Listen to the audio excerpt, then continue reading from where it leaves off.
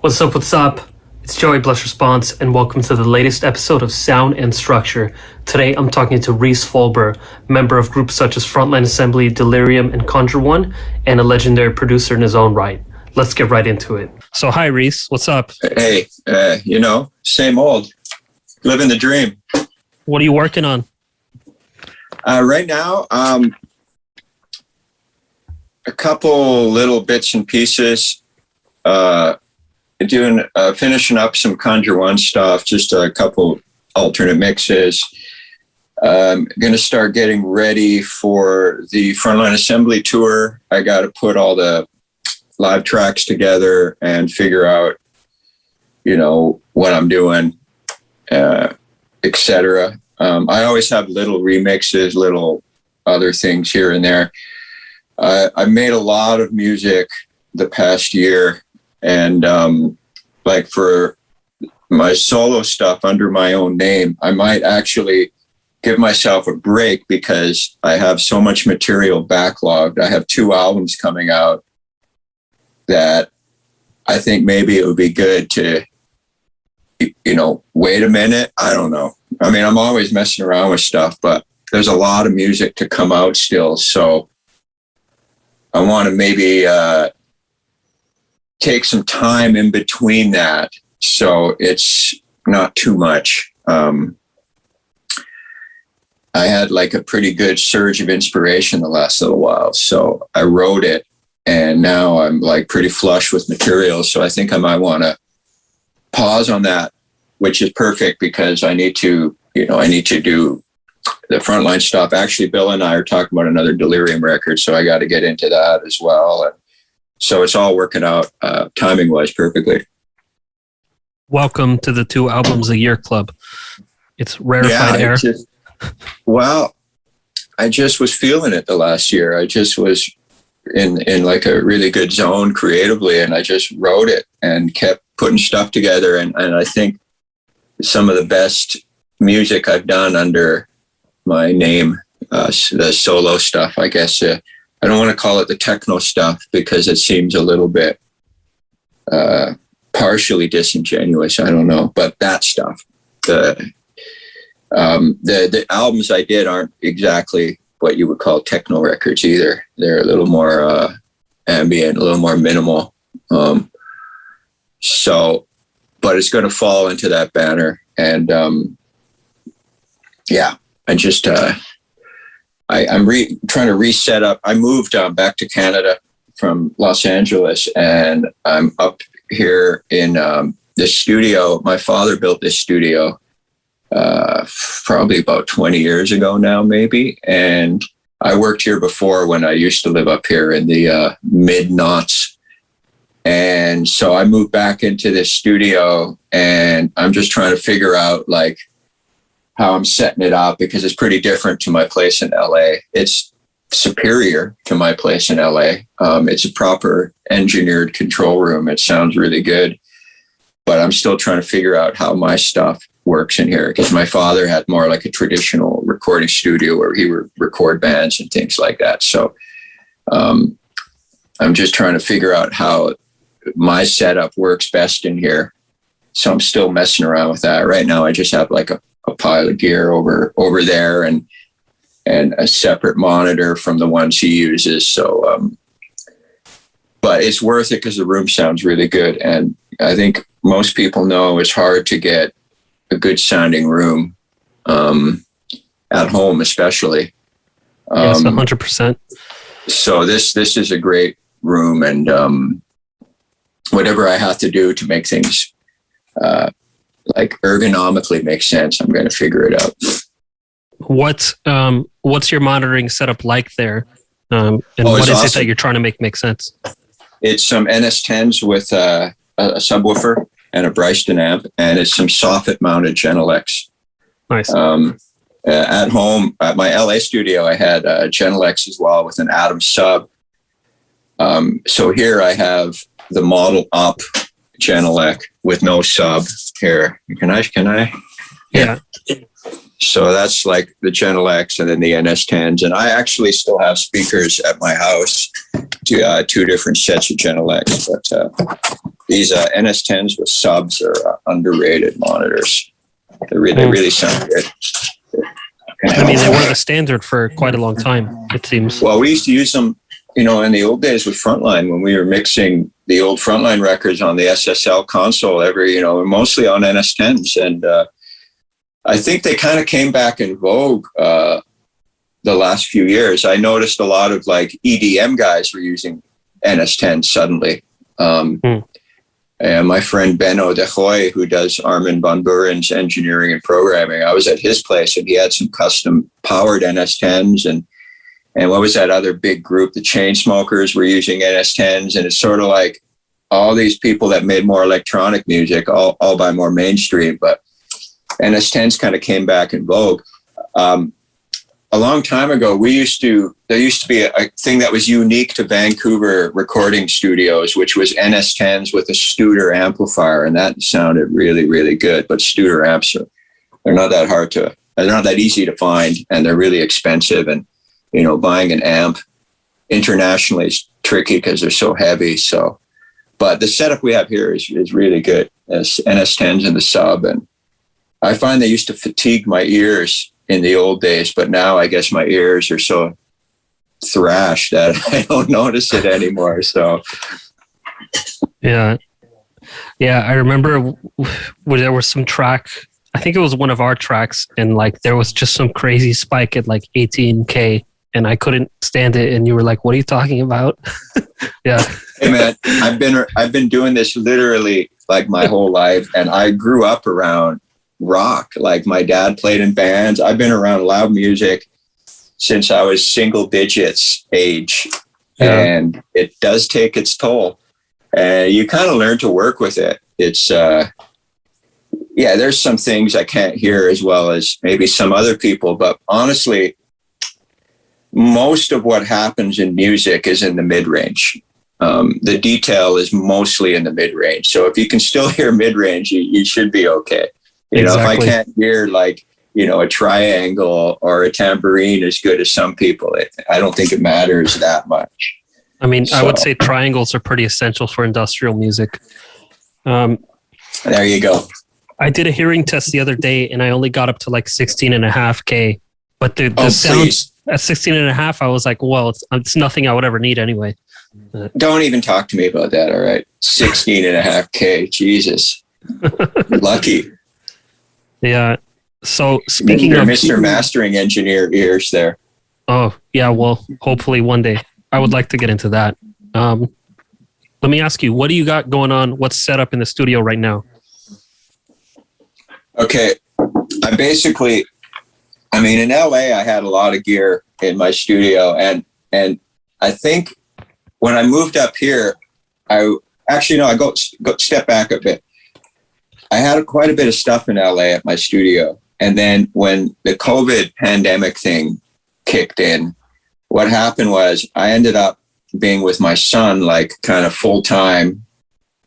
And so I just grabbed a few pieces of gear to bring home, like the Waldorf Q, and just a small setup, a small modular setup. And most of my album I have coming was done with that small setup. And I kind of found that too much stuff can be a distraction. Like when you have a room with a wall of gear, which, I've done that in the past.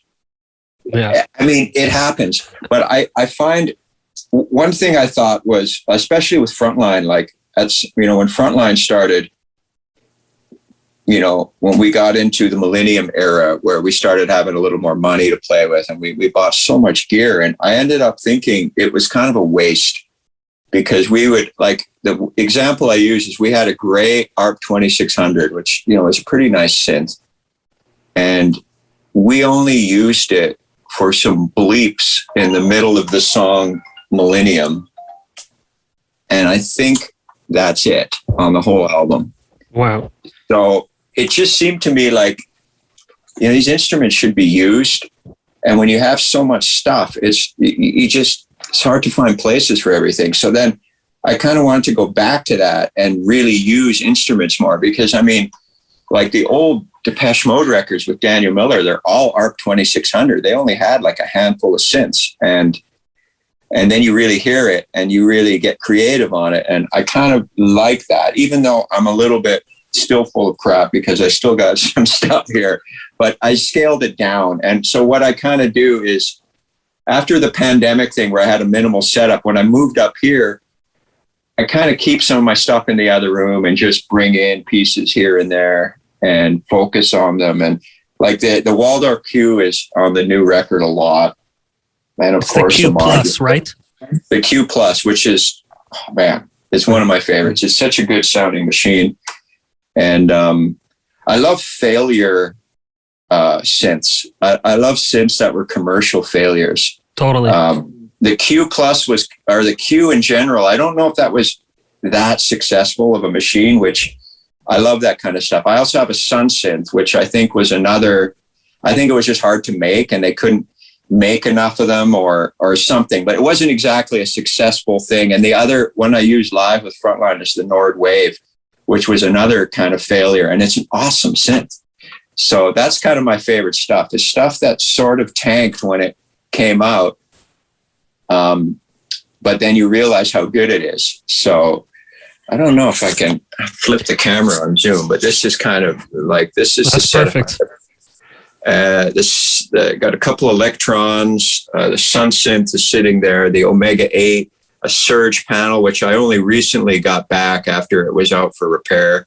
There's the modular rack. The Q sits over there, and then the computer and stuff's on the other side. I still have the Waldorf Pulse down there, which is another awesome piece of gear.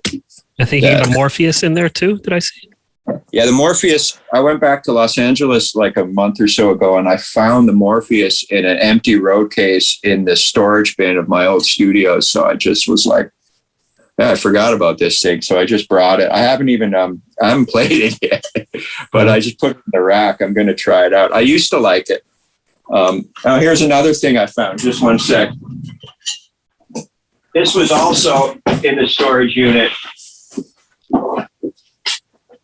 And I've got to get this thing to work. Oh, the Paya Gnome. Wow. Yeah, I remember when I bought this, I just bought it because it was weird, but it's not working. So I have to send it to Rick Smith, who's the synthesizer guru of all gurus, who repaired the Surge. And he got me my Surge panel back in the day. Rick?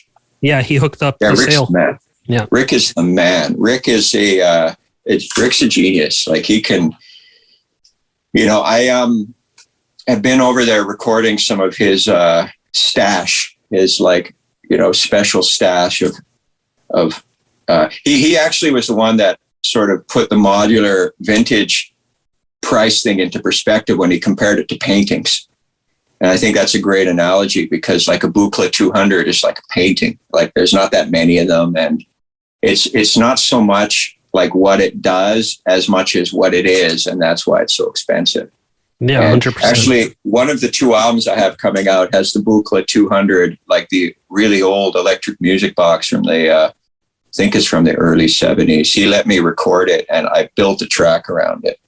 And he also let me record the Synth 100. And I haven't used that track though. It was, honestly, that it's a bit of a hassle. A lot of it's like, it's just really old. And it's like, if you have an old car or something, you have to do things to get it running. And the Synth 100, I mean, just tuning the oscillators took me like a bit of time. And there's definitely appeal to it, but I wouldn't call it efficient.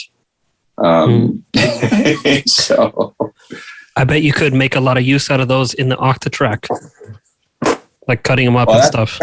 Kind of what I'm going to do next. I'm going to go over. Yeah, I got the Octa and the analog rhythm here as well. I'm going to go back over to Rick's when it's time to get some new material going and go through.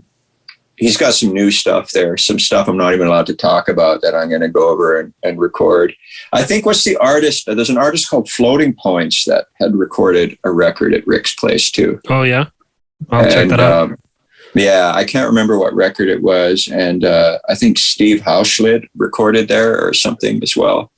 But yeah, Rick is the man. He doesn't have the Korg PS that he used to have. That would be cool. The Aphex Twin synth.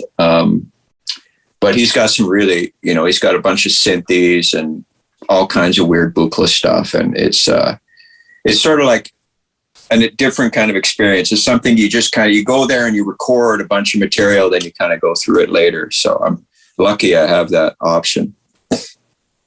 That's really dope. I did a similar thing at this studio called Mess in Melbourne Electronic Sound Studio. They had like a Paperface Surge, old Buchla, old synthes, rare custom synths, etc. So I just was there with the Zoom the whole time.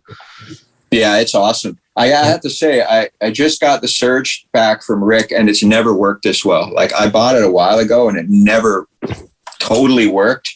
And now everything on it works, and I'm just like, wow, this is awesome. It's like a new machine completely. I mean, I got it without a power supply. He built the power supply, but like it just never worked properly. It worked, and I used it on stuff, but it was never like, it would do weird things. And now it's like fully functional, and it's just a joy now. The Synth's a bit like that. It works, but there's funky things about it that, sometimes it's a little out of tune. Sometimes it just, you can't figure out why something's modulating, but you just have to go with it a little bit and embrace the flaws, I guess. I mean, I like that kind of ghost in the machine aspect. That's how you get the coolest sounds when something happens you were not expecting at all, Yeah. That's what the Synth is a little bit like. It's like, it does sound really good, but sometimes you're like, well, why is it doing this? I don't know. Yeah, I feel that. I wanted to ask you, because obviously you've been recording for a really long time. And I remember you telling me in the early days of Frontline, you guys used trackers to sequence everything. Now, of course, you're doing Pro Tools and Ableton mostly. Is there anything about the old days and old style of recording that you miss versus today? Honestly, not really. I mean, we used to use Atari Creator on the Atari. And I love the sequencer, but it's hard to go back. Like, I don't miss it that much. I liked the way it was not the linear layout where you worked in sections, like an old sequencer where you would just have a bunch of patterns you would string together. You would have your pattern and then your arrange mode.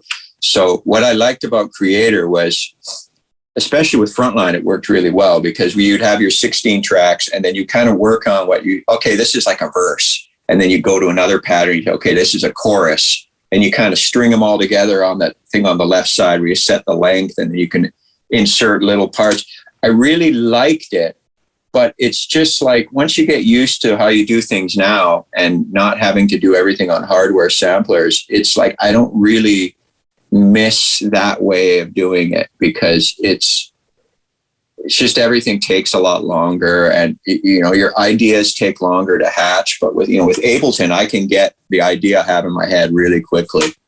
So I think the trade-off is not worth it. But so I wouldn't say I miss it, but I did enjoy working on that. I never really used Cubase or anything because I always thought the interface with the linear layout was unmusical. I was like, that's not really how you work on music. You kind of have a parts and you kind of put parts together and stuff. And that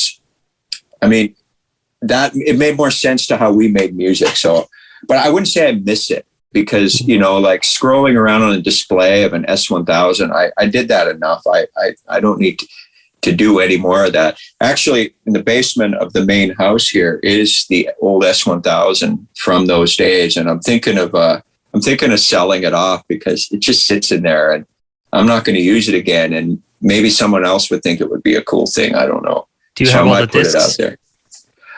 I don't know where I have some discs, but I don't have the discs. Oh man. Well, you got to digitize I have those. some discs, but it's just sitting in the basement and it's like, I haven't touched it in like 20 something years. So it's like, maybe someone else would be interested in it or something. I don't know. You gotta, at least if you're going to do that, you have to copy the data off the discs somehow. I don't know. I don't care. I I don't get that precious with stuff really. Like once it's done, and I kind of like a lot of times I don't save patches. I just make it, record it, and then that's it. The odd patch I'll save. I have a couple things I like to go to, but in general, I like to just have it be a moment and move on. And that's one thing I like about Modular. It's good and bad, you know, because sometimes you'll capture something and it's never going to happen again, which is a serendipity quality to art that is actually kind of cool, especially with, DAWs and the way you work now, how everything is recallable and captured. It's kind of nice to have the the opposite of that. Yeah, it makes you commit. It's like, all right, if I don't get this now, it's never going to happen again. So you get it, and then it's almost better for it because then it's Yeah, but like I don't miss that old way that much. And you're more like the old way. You always had to depend on other people in a lot of ways because we would go into like commercial studios to mix the records with 2-inch tape machines and an SSL, and you need engineers and assistants, and it's like a very bulky process. And obviously the music business is different now, and I like it lean, and I like being in here by myself and getting records done. And I miss the camaraderie a little bit of those days, but artistically I think you get more it's more direct now, and I think I like that a little better. I think that's the trade-off is worth it. Do you miss mixing on an SSL? Well, I didn't, I never really engineered fully. I mean, I'd do the odd thing, but, we always had an engineer like Greg Reilly or something. So I do, but I don't. I don't know. It's hard to explain. It's like I took that part of my life for granted, always sitting around in commercial studios. Like, it's like this, like, it's like a rarefied world, you get to work on music and sit in commercial studios all day. And I got into it really young, and I think I totally took it for granted. I thought it was going to be like that forever, where you're just like looking at the menu book and getting sushi and stuff like that. And man. It was like, but I don't know if I miss it. Like I said, I like this. I think artistically you get more of a complete vision. Because when you have other people in the room, everyone's contributing to that vision. So it's not exactly the same. Like the new album I just made, it's almost one of the most artistically complete things I think I've done, as far as like even the artwork. And it's like, this is what I wanted. Because, the old Frontline records, there's always things on, I can go back and I can think of certain songs or like, this isn't what I wanted, or this isn't how I heard it, but you accept it because it's a team effort. But like, I kind of like things now where you just feel this is what I wanted. This is what I wanted to do. And it's a little more satisfying in a way. Maybe that's egotistical. I don't know. But it's like, I think when you want to make art, you have an idea about how you want it, and you struggle for most of your career to get it to that point. And so now I feel like I'm finally getting to that point. So I wouldn't want to change any of that, because going back to the old way means that same trajectory is impossible. Well, it's good that you said that, because I remember when you first started doing this solo stuff, you said to me that you finally have an outlet for what comes naturally. And that was really cool to hear. And also, like, how do you feel about that? Because Frontline is one way, Delirium is one way, Conjure One is one way, but now you have you. Well, Conjure One's also a good outlet for more melodic music, because I still love songwriting and I love the craft of it. And, I was lucky when I lived in LA, I got to work with pros that specialize in that and learn from them and things like that. But, like when you're trying to write actual songs, it's a different process. It's not that easy. I don't know how to explain it. It's like, it's hard. I mean, sometimes it just comes, but a lot of other times you're trying to find the right chord. You're trying to find like, oh, I did this kind of progression before, I got to come up with something new. But if you come up with something that's too quirky, it's hard for a singer to write to. And it's a different kind of puzzle. Whereas this stuff is just you go to the machines, you jam around, and it just comes, and it's like a very organic thing, and it's I really like that. It's and then I'm adding the melodic elements, but in a more subtle way, and you're not. There's no rules really for what you're doing. You don't have to come up with a structure that's necessarily a song structure. You can just let things be. And that is something I really, really like. It's really liberating and really satisfying when you get it right. So that's, I'm almost leaning more towards this now. I mean, I have a new Conjure One record coming out, but I shouldn't say this out loud, but I feel like more gravitating towards this solo, more avant-garde leaning material, because it just feels like there's more possibilities when you're working that way as when you're in what could be considered traditional song structure methods. It feels like there's only so many. I think you're already hitting that in pop music, where it's like there's only so many songs to write here, things are all starting to get recycled and sound familiar, whereas the other direction, it feels like it's still open. There's still infinite possibilities with sound and texture that aren't necessarily having to be forced into a traditional melodic structure. I completely feel that. And I've been super into that just kind of natural expression vibe for such a long time that for me, it's hard to go back. And recently I tried working with a rock band, helping them write a song. It didn't work out in the end. And just the whole experience for me was like it felt so unnatural now. Like, I don't want to do this, structure it, write the middle eight. Like, I kind of hated the whole thing. I don't know if I can ever do it again. I still love that stuff. I'm still working on some more commercial artists in Canada. I still like it, but I think I like it more because I have this outlet. And then it all influences each other. You always learn something when you're working on, some of the most mainstream projects I've worked on, I learned the most, for sure. Like, not just musically, but mentally, not to be precious, when to move on. I mean, these are all, good lessons. Like, when I've worked with some really big producers and they come in and just say, this isn't happening, and you spent like 3 days on it, it's hard, but you realize they're right. And that's just, it helps. It's all a good experience. Well, that's what I wanted to ask. What lessons can you take from the pop world and apply to the music you're doing now? And you just answered. I think preciousness, like if something's not working, it's not working. Don't spend too much time trying to make something work that doesn't seem to be working. Like, move on. I've gotten better at that, definitely. The pop thing is a little different because, you're doing music with vocals. And if you're doing music with vocals, the vocals are the star. Whatever you're doing is secondary to the vocals. I mean, I even did that with Fear Factory. Like, the programming I did for Fear Factory mostly was about highlighting the vocals. And I think that's why it worked, is because all I was really doing was supporting the vocals for the most part, with the pads, and even the samples were all spaced around vocals. So I think if you're working on music like that, that's where you always have to remember that you aren't important. The singer's important. You need to make the singer look better. That's your job, in my opinion. So that's the one thing I think you need to remember with that kind of stuff. And it took me a minute to figure that out.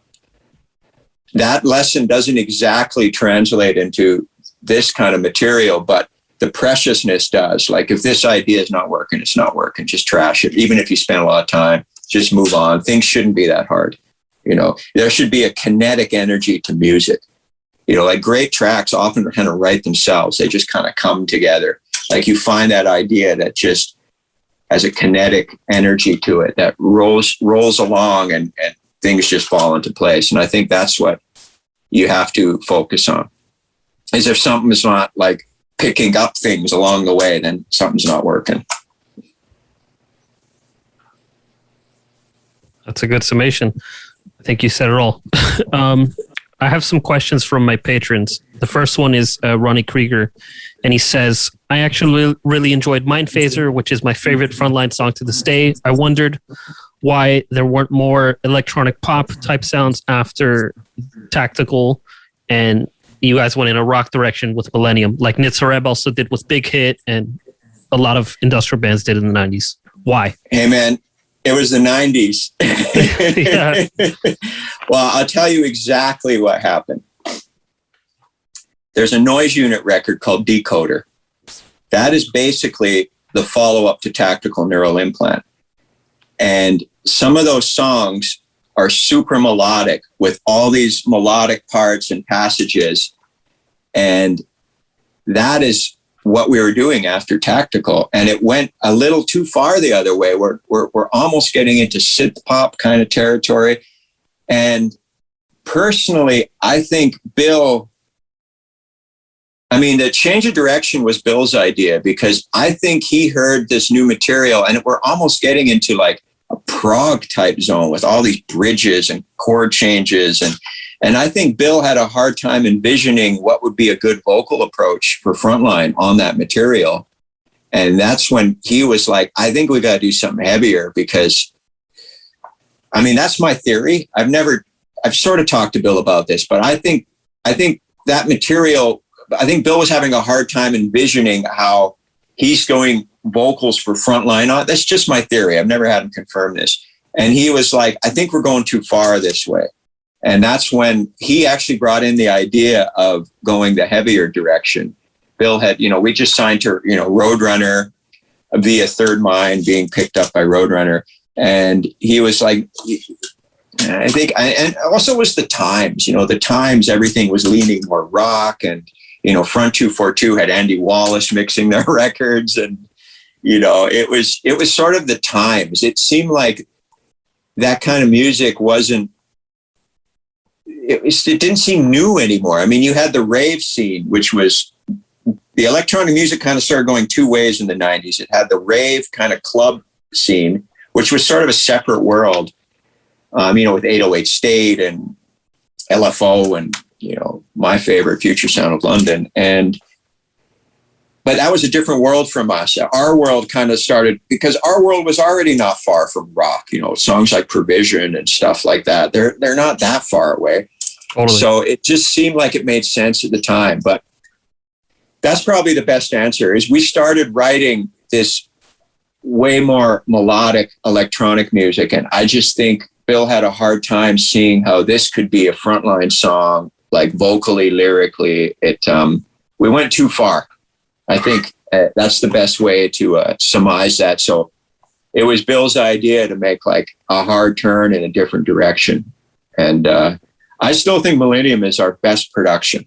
It's our best sounding record. We did it at the studio in Vancouver called the Armory. Everything we did at the Armory, I think, is the best sounding stuff. Did Fear Factory's Obsolete there. It was a studio owned by a big rock producer named Bruce Fairburn, and it was just tip top. The control room sounded incredible. Everything that came out of that room sounded good. So I still think Millennium is, like I said, our best sounding album for sure, sonically. But at the time, it made sense. It was just all these records are a point in time. And that's why I'm not a big fan of going backwards, because it's a point in time. It's what's happening at that moment. Millennium record was us watching the OJ chase on the TV in the lounge. That was that moment, that time. And you can't recapture those things. It's a mistake to go backwards and try and recapture moments in time, because it just won't happen. You're going to be like pretending. You're going to be like not being honest about what's going on around you. Fully agreed. Moving forward is always best. Did Martin Gore have any influence on the decision to go more melodic? Martin Gore? That story you told me of meeting Martin. Oh, meeting him, I was at a hard club in London, and him and Fletch were there. And they had this big bodyguard guy. I can't remember his name. He was a really nice guy. And he used to always wear a Nitzareb t-shirt. And I kind of had become friends with him a little bit. And he came in with Martin and Fletch. And we just sort of said hi. And I had like a brief, little thing with Martin, and I think I mentioned I was in Frontline. He said he had one of our records. He said he had the Virus record, but there wasn't enough melody on it for him.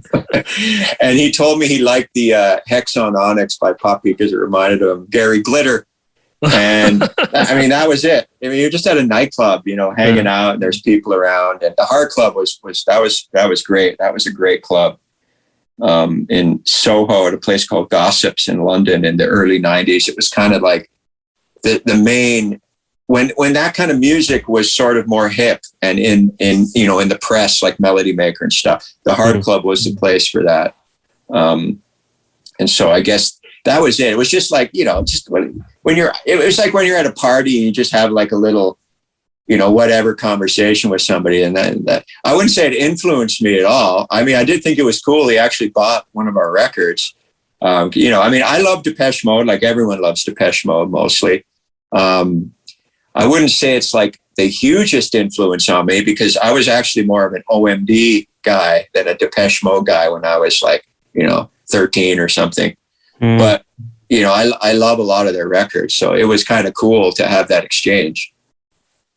Sorry, my camera went out of focus. This camera likes to do this. I gotta. No, it's okay. I mean, honestly, the bigger moment was meeting Pete Shelley at the Hard Club because, I love Pete Shelley and Buzzcocks. That was a pretty cool thing too. And then the other mind-blowing night was New Music Seminar in New York in 1991.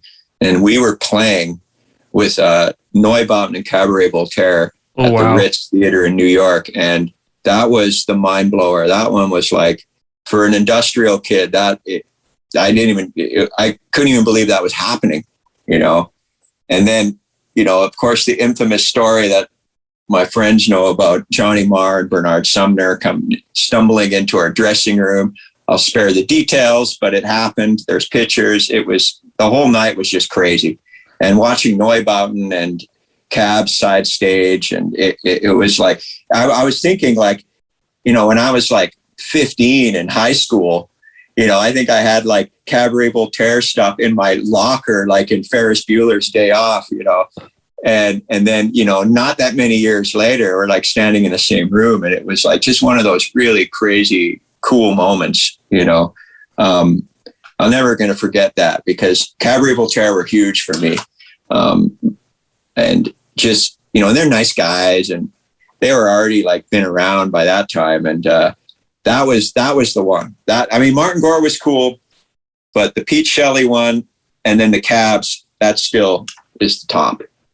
I mean, I fully understand that. I love the Cabs, especially Richard H. Kirk. I only brought the Martin story because we're talking about melody, and he said no melody, and then next album really melodic. Yeah. So, yeah. By the way, the latest Cabs album is really good. If you haven't heard it, I have heard it, and I love it. Yeah. And I mean, Richard Kirk can do no wrong. Richard Kirk is underrated. He's underrated. Yes. He's underrated. He's like, that guy did such cool, like Cabaret Voltaire Microphonies is such a transcendent record. It like covers every scene. It's underground.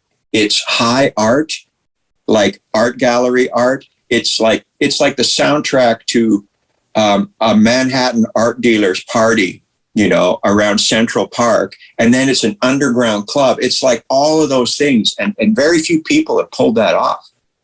Yes. And I think it gets overlooked.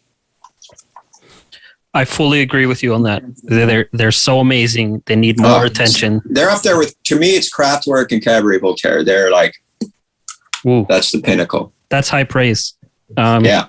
I mean, I personally have never put Craftwork on such a pedestal, but I understand the respect they command. So you're too young. Yeah. You're too young. Craftwork was my first concert. Yeah. When I was 5 years old, I think. I was little, and I remember it. I remember the neon signs and the electric drumsticks. My dad's from Düsseldorf. I've told this story to people before. My dad's from Düsseldorf, and we lived near there when I was really little. And we had the Autobahn record. And my parents were pretty cool. My parents saw the Velvet Underground in the late 60s. My dad saw the Doors when there was like 30 people there. My dad, went to a Captain Beefheart gallery opening when he was in San Francisco. And so my dad was pretty hip and had really good taste. And I guess, I don't know if my parents couldn't get a babysitter or something, but they went to see Craftwork in Vancouver and they took me with them, and I still remember it. And I think that had I think the impact of that took a little time, because when I was younger, I was more into punk, and electronic music took a little bit, but it was already in there. And that, and the fact that keyboard player in my dad's cover band had a mini Moog that I used to mess around with when I was like 7 or something. And he had like this neon landscape, like black light painting on the back of it. And I used to think that was cool. And so I was lucky to have that kind of stuff early in my life. And it kind of stayed in there and created that foundation for what was luckily to turn into, my livelihood. That's a pretty amazing experience. I can't imagine seeing them at such a young age. Like, that has to leave such an imprint. I mean, it did. So, I mean, when you're that young, it's almost like it's just some like dream or something, but I don't have a lot of memories of that age, but I remember that. I guess it's like your first trip in a way. It's crazy. It's yeah. So with no, I actually looked it up online just to make sure it was real. And I found it online that concert did happen. It was at the, I think it was the Peony Garden, I think was the venue or something like that. And I do remember there was pretty much just a regular rock band was the support group, because, at that time, there's no other electronic band. I mean, who's going to be your local support, but just some 70s rock band, right? So. Oh, that's such a trip. So with no segue at all, another patron question. Sunil Solanki wants to know any techniques for layering FM and analog synths for good basses? I don't know until it sounds good, I guess. It's hard to say. I think filtering is your friend on layering. I think you got to figure out where your bottom end is coming from. And where, pick the source where the bottom is coming from, and maybe high pass the one where the punch is coming from. That might help. But I don't know. In frontline days, we should just sample everything at the S1000 and stack it up. And I mean, just whatever sounded right. I do find you have the main thing I have figured out is the bottom end is the most, requires the most finesse, or it just ends up sounding muddy, or if your kick drum is going to be the bottom end. I mean, in techno, it actually took me a minute to figure out the dynamics of this kind of music. It wasn't as easy as you initially think it's going to be. You have to sort of decide. You have to decide where the bottom end is coming from, and you can't put too much in there, which was the biggest challenge for me. But I don't know. I don't really have a special technique for that. It's just you want the bottom end, sort of the waves to line up. And that usually means like a little high pass filtering of something. So you don't have any like frequencies rubbing. What are your favorite in the box mixing tools? SSL. I use the actual SSL plugins, like not the Waves one, but the actual SSL ones. I use the channel strip a lot. I use the Valhalla effects a lot lately. And the Sound Toys distortion and compressors are probably what I use the most, especially on vocals. I use those on everything. Like if I had to, I think that's the one I use the most, the SSL and Sound Toys. But I use the Valhalla delays, not the Sound Toys delays. Those are the three I would say I use the most. Eventide a little bit too, but mainly Sound Toys, SSL, Valhalla. Those three. All solid. Whole bundle. Yeah, those are the ones I use by far the most. It's not even close. How do you find the SSL plugins compared to the real thing, like the bus compressor, etc.? I compared one time. I haven't compared the official SSL plugins I compared the Waves SSL plugins to, I have an SSL channel strip, the E-Signature series. And it wasn't the same. The actual unit's more aggressive, a little more present. But I mean, I remember when SSL put out the Duende thing, I thought that sounded pretty good. I thought it sounded pretty close, but I don't really worry about it too much. I use the SSL ones because I figured they spent the time comparing. So, I mean, real signal path always has a different quality to it. So if you think it's going to sound better, it probably does, but is it worth worrying about? That's personal taste. I don't know. I don't worry about it as much as I used to. You know, if I record, you know, if I'm mixing more metal type music, I have an SSL, where is it? I have this thing, and I use this on the guitar bus, and this definitely sounds good. The SSL mix. Nice. So I would say it does sound, you get a little more presence, but it's not worth, like, you know, freaking out about, you know. Depends. I mean, if it sounds good, it sounds good. I mean, most gear now sounds really good. Like, you can buy almost anything now, and there's not a lot of crappy gear anymore. Like, yeah, we're really in the golden age. Gear. Yeah, there used to be terrible gear in the old days, and now most stuff is pretty good. Yeah, it's the best time because you have all the old good shit, and everything new is pretty much good. So, you know, you can get whatever you want. It's really amazing. We're really spoiled. I mean, I always like it when people use some, like, stuff that you wouldn't think would be great, and then they make great things on it. I mean, like, Portion Control used to just use like a 606 and a 303, and those old records are awesome. So yeah, it's really what you do with it. Totally. What would you say are your key outboard tools? The Modular. Modular. Mostly now the Modular. I don't use outboard effects as much as I used to. I just do everything in the computer.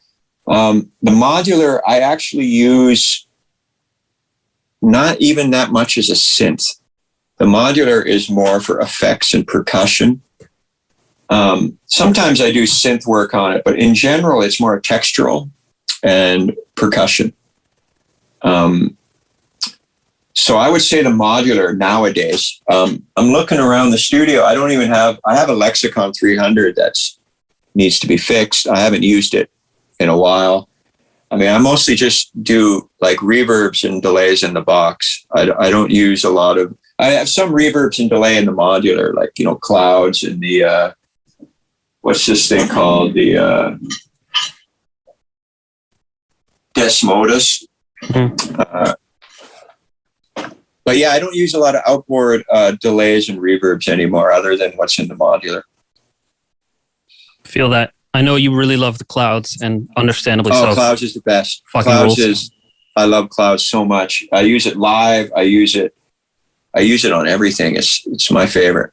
I have it set up with a send from the audio and my audio interface.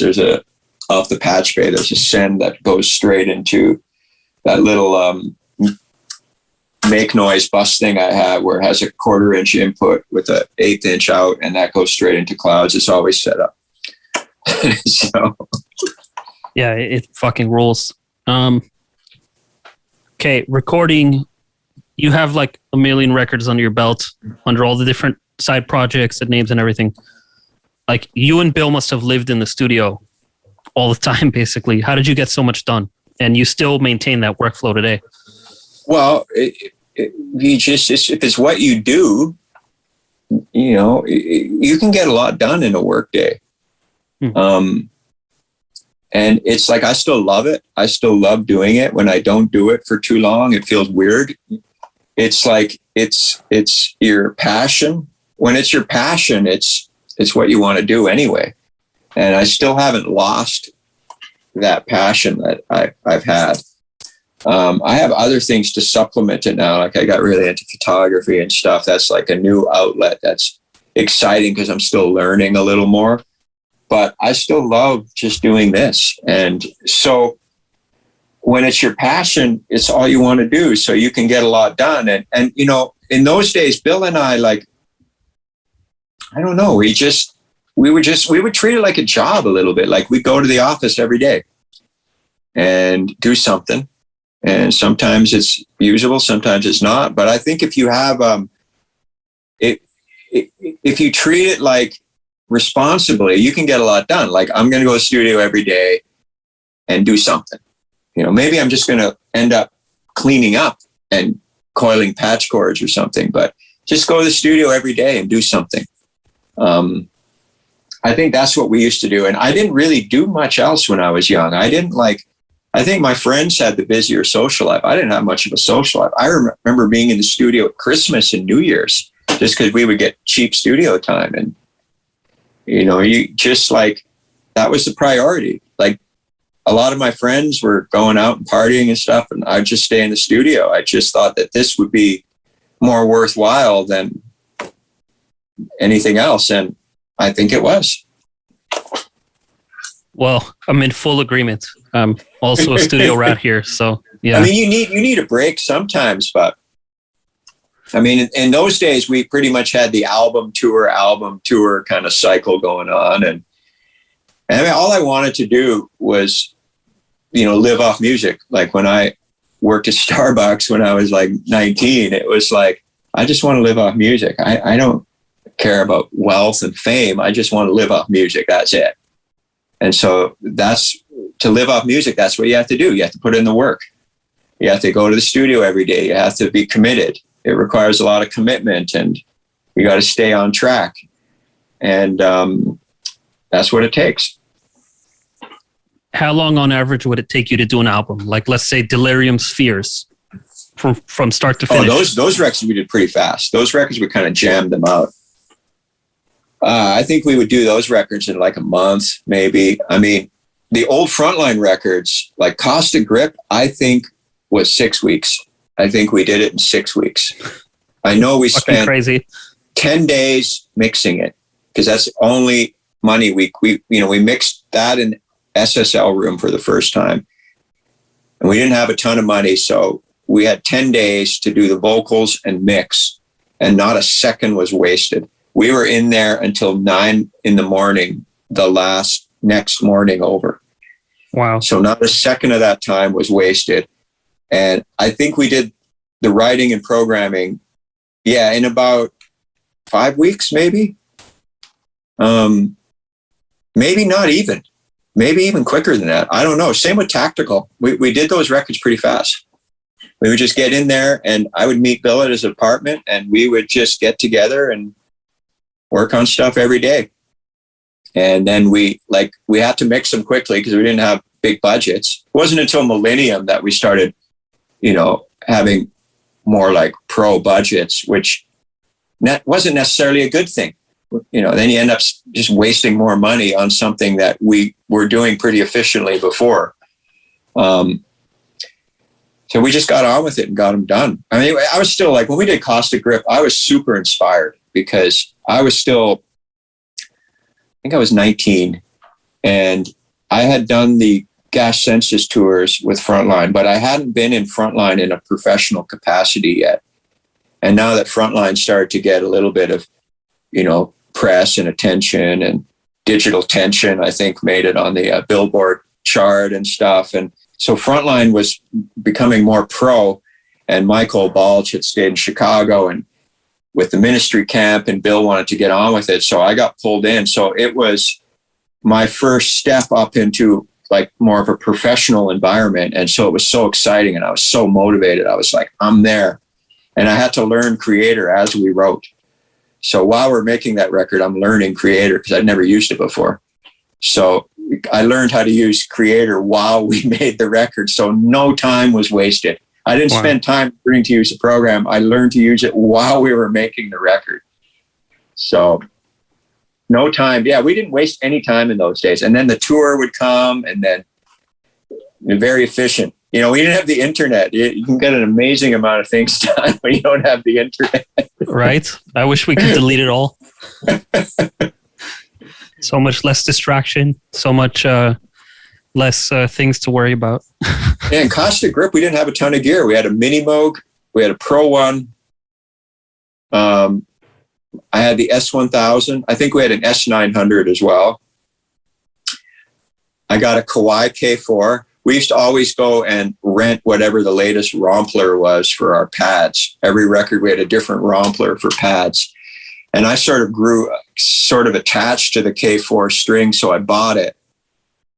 But that's pretty much all we were using for that record, just that. And so you just get on with it. You don't have many options. So, you know, Bill will just go to the Mini Moog and start messing around with the bass line, and I'd sample the notes. And, you know, when you're limited, you get a lot done.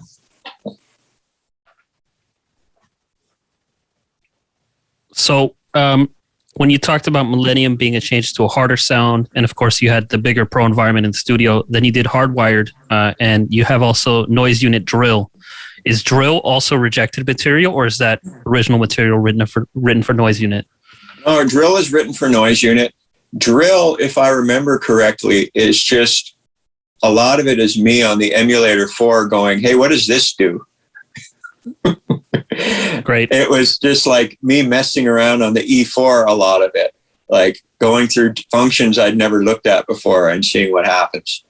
So that's kind of what, I mean, we initially were going to do more stuff with the guys from How Job. We did a couple tracks with them in Germany. Or where was that? I'm trying to remember where that was. I can't remember. It was somewhere in Europe.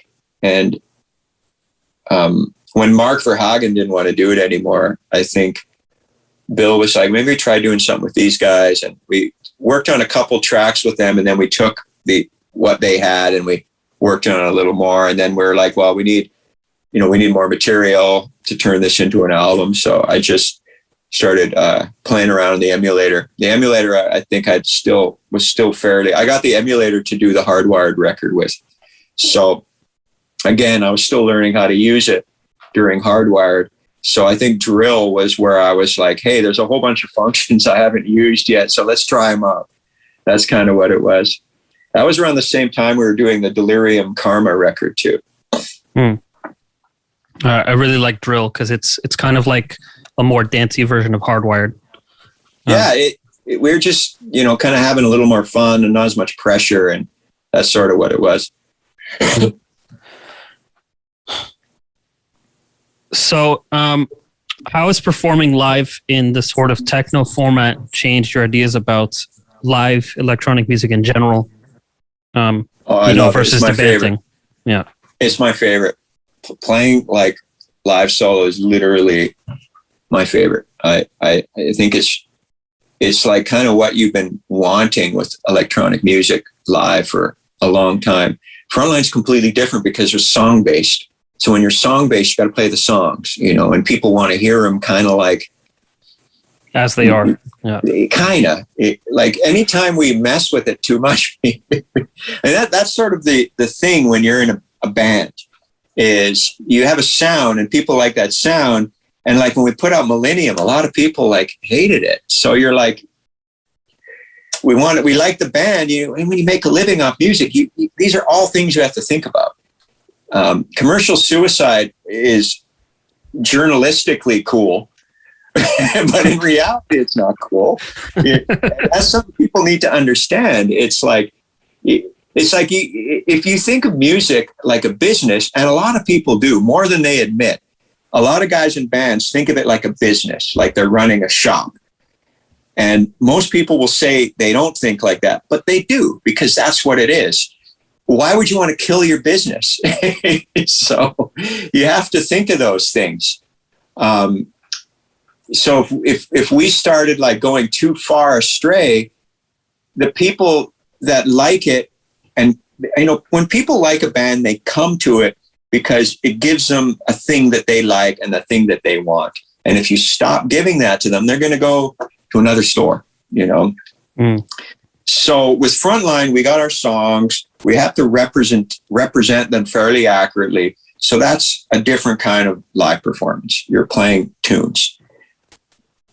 The solo stuff is totally different. It's more like a vibe, and it's, you actually pushed me to improvise more, and I got away from the old approach I was doing before into more of an improvisational approach. And I love it because I don't know where I'm going half the time. And then sometimes you get there and you're in the moment going, wow, this is really cool. And it's never going to happen again.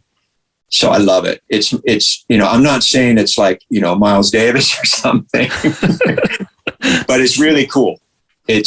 I love it. It's my favorite way to play live, actually, is the stuff I do solo. It's really satisfying artistically. I mean, the only thing is if you play Tresor Club or something, you kind of have to keep the crowd. You kind of have to, it's a dance club. You kind of need to keep that element in mind. So you don't want to totally kill the vibe because people are at clubs to have a good time. So there is that one limitation. Limitation is the wrong word. There is that one parameter, but it's still way more open and way more like the feeling I had last time I played at Tresor when you're improvising and the audience is with you and there's like a connection happening is really cool. It's hard to get that just playing live songs. You get it, but it's different. It's not the same. Because it requires more commitment when you're off script. It requires more mutual commitment. And when that happens, it's a really cool, powerful thing. Yeah, it's just like something unexpected and suddenly like everyone's brains sync all at once. And the moment just the euphoria is unbelievable. Yeah, it's really cool. It's hard to replicate any other way. And now that I have that in me, it's like, it's my favorite thing to do. I love it. And back to what you said about the stipulation of techno having to remain danceable, you can't just throw like a wall of noise at them. You could. You could, but as long as there's a beat. My point being that it's actually a bit freeing because, as long as you have the groove down, you can pretty much do anything on the top. And that's one thing I like about it. Okay, we're good. All right, here we go. So yeah, as long as you have, the dance beat, you could do anything on top. Pretty much, I think. Well, I think you need that hypnotic element. That to keep that vibe, that repetition. Techno is very primitive. If you think about it, it's very primitive and tribal. And I think that's the element that if you tap into that, that's the most effective element. And I think some artists like Regis and Shifted really tap into a tribal element in their music, which I think gets overlooked. And I think that's why it's so effective. I mean, the entire concept of the techno club is tribalism to begin with. Everyone is there. Yes. Yeah. It's quite obvious to me. It's really, really primal. Absolutely. It's visceral. Yes, that too as well. I think my friend Carl, who does a lot of live production, like he does Beyonce's vocal effects live, he was telling me that above a certain dB level, the brain just hits euphoria, and that's a natural effect. And that's one of the reasons he's so into techno. Yeah, I mean, I like it a lot. I mean, I've always liked techno since, early 90s, I guess, when I started buying a lot of records and stuff like that. So I've always liked it. And, it's always been an influence on Frontline to certain degrees. But it's only recently that I've kind of embraced that. And I missed a huge chunk of it. Like, I know the early 90s and stuff pretty well, but there's a whole chunk of stuff I missed. But I think that's not a bad thing. I think it's, in some ways, being a little oblivious to things is an asset. Your interpretation of something, you need to have a unique take on something. Because I think that's what sets certain people apart is they have a unique take on something. And I try and remain semi-blissfully unaware. There are some artists I follow, but there's not that many. And, I don't go through promo pools because I don't DJ, because that's not what I like about that scene. DJing has no appeal to me at all. To me, it was always something different than making music. In the old days, it seemed to be more so. So I don't really participate in that much. Yeah, I also prefer the music side to the DJing side. DJing is fun, but at the end of the day, music is it for me. DJing is a separate skill set, and it's not it's something I've never done, and I would have to go and start all over again if I wanted to do that. I would be like in elementary school. So I would rather, stick to what I know and what I think my skill set is. Yeah. I think that's pretty much all my questions. So is there anything you'd like to say or announce? I don't know. I hope it wasn't boring. I thought it was great, personally. Okay, cool. I don't know. We talked for a while. Yeah. Yeah, we filled up my hard drive. Yeah. I mean, I don't have much else to add. Did you see the gear? Maybe you could give us a little quick zoom in on the modular and stuff.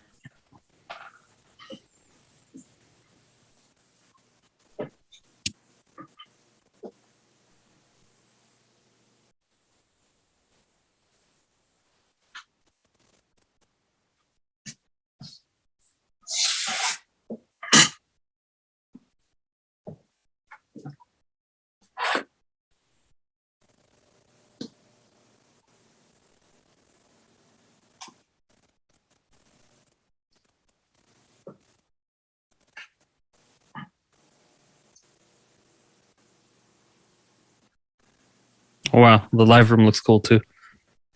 All right, there we go. I didn't know man. you could. Thanks for coming on the show, man. Hey, my pleasure. Anytime, Joey. Take care. Hope you enjoyed that. Reese has been a great friend of mine for many years and a big mentor for me in music. He's helped me with so many things, taught me a lot. So it's great to have this conversation with him and to show you a bit of what he's about. If you want to know who's coming up next on the show, you can do that by subscribing to my Patreon. Peace out.